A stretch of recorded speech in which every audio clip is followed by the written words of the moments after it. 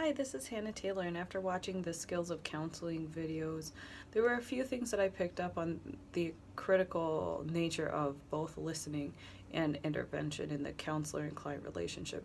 Specifically from the listening part, I picked up the importance of that initial encounter because it actually grows the ability for a future and more empathetic relationship as the sessions go on.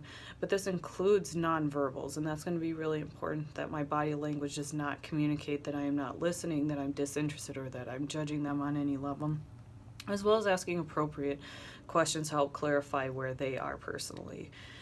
The invitational skills focus more on empathy and actually really a stream of consciousness, just allowing the client to be able to go through thoughts, even if they aren't always necessarily coherent, but always coming back and summarizing and asking if I'm understanding appropriately what they meant and not projecting feelings or judgments onto them that aren't there. When it came to the reflecting feelings, I noticed that there were a lot more emotional words, so frustrated, angry, resentful, to help the client be able to identify the correct feelings that they were feeling because of the events or circumstances of their own life. Whereas when you move to the reflecting meaning, it actually takes a lot more time because you're going beneath the surface of the feelings to the core of why are they feeling that way in the first place? What do these events or circumstances in their own life actually, where are they rooted? Where do they come from? Are there things in their background, different things to be able to connect why they're feeling the way that they're feeling based on their own life events, past history that they've had with people or other circumstances.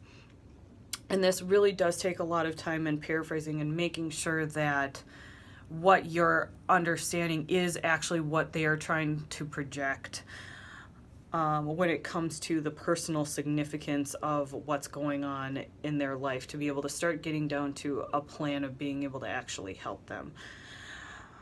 Are the sessions what I imagined? Yes, in the sense that that all the counselors were very sincere. They were kind, they were empathetic, they let the client direct everything. And I did get counseling at one point in my life, and that counselor actually said that her job was to be a mirror, to reflect what I was thinking and feeling back to me, to actually help me be able to figure out my own solutions. And that was very much what they did. There were a couple of things that I hadn't thought about. Some of the nonverbals, just trying to make sure that my body language, and I'm a very expressive, very emotive person through my face, and that's something that's going to have to come under control.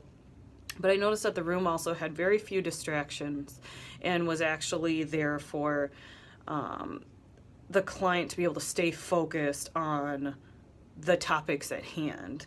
I did have actually one additional question that the professor might be able to actually answer, was that there was actually physical contact between the female counselor in the invitational video. There was a physical contact with the hand on the arm between a female counselor and a male client, and I don't know if that's permissible or not via the ethics of counseling. So I was curious if you could answer that, Professor McCarthy, because I thought it was a little strange and it took me off guard.